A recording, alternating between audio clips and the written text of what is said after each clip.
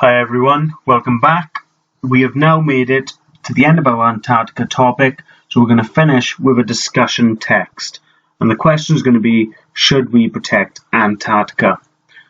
So today, all of you will add information to a mind map about issues in Antarctica. Most of you will be able to summarize and write about issues in Antarctica independently, and some of you will be able to complete your write-up independently and form an opinion at the end. Okay, so the writing frame today. If you look back in last lesson and lessons previous, this is where you built up all the information to put it together now in this discussion text. In a discussion text, it's essential that you look at both sides. So you'll need to look at reasons why we shouldn't protect Antarctica and we should develop it, and the other side, which is that we should protect it. Okay, so you'll need to elaborate on your points. This means further explanation. You can use knock-on effects. If you were talking about ice melting due to global warming, don't just stop there, move on. If the ice melts, sea level rises, this can then cause flooding in coastal areas and damage many countries, from rich countries to poor countries. So it becomes a global issue. That's elaborating on your point. That's using knock-on effects.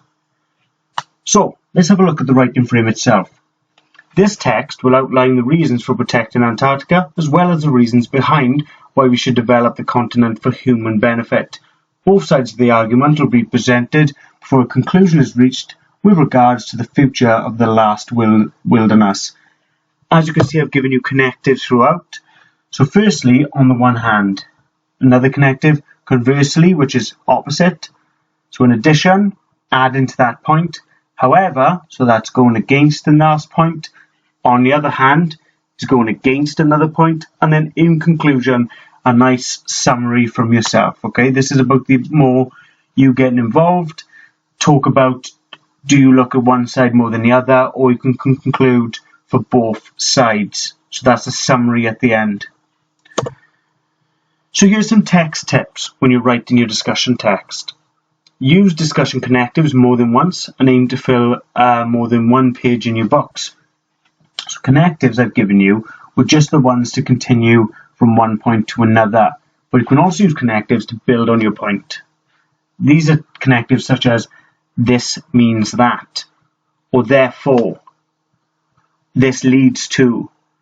So that's why example I gave earlier, if you're talking about ice melting, this then leads to, or this causes sea level rise, and then you move on from there. So remember paragraphing and use a wide range of punctuation, key terms, and correct spelling. In the last few lessons, we've learned a lot of new key terms, and we've learned how to spell them and what they mean. Please use as many as you can in this text. Ask rhetorical questions to draw in the reader. So if you're arguing for protecting Antarctica, you can talk about any research you've seen about species becoming extinct or endangered, and add at the end, how can we let this happen? You're not looking for an answer with a rhetorical question, but you're looking to bring the reader in and make them feel involved. How would you feel if we were taking your home? Could be a rhetorical question you use when discussing animal habitats. And use emotive language. Horrendous, disastrous, beautiful. If I described it, Antarctica has a nice wilderness, that's not as powerful as saying it is an area of outstanding beauty.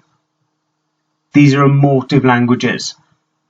There are, at the moment, some animals are living in bad conditions. Compare that to some animals are living in horrendous conditions. This is where your emotive language helps you get your point across. There are disastrous consequences instead of there are consequences. Make sure you use that emotive language along with rhetorical questions with key terms, and then use the connectives for your information.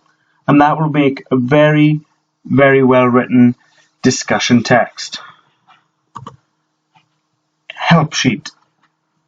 Some of you might have missed lessons or not got all the information previously, so on this page I've left a help sheet for your discussion text.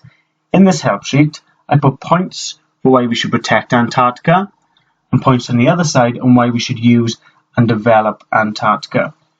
Refer to these in your work. Okay, you can expand them much more than the points I've given. So for example, why we should develop. Fishing and whaling are huge industries which create jobs and a good economy, money for people to spend, etc.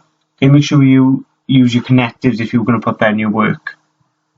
These are huge industry, which then leads to more jobs being created, which expands into a larger economy and a stronger economy. Maybe for Protect Antarctica, if oil and resources were used, it could cause arguments between countries. This could then lead to trade deals falling apart, possibly agreements and allies falling out, all different issues that can come from that. And I've got points for each. You have a look here. Any ones you want to use, you can. You can use your own research and you can use the work we've done previous in the lesson.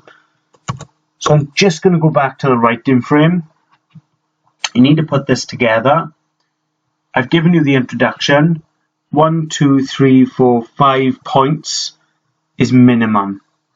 Some of you will want to do more. Some of you will want to use all the points I've given later on in this slide. It's up to you. So that is what I would like you to do today.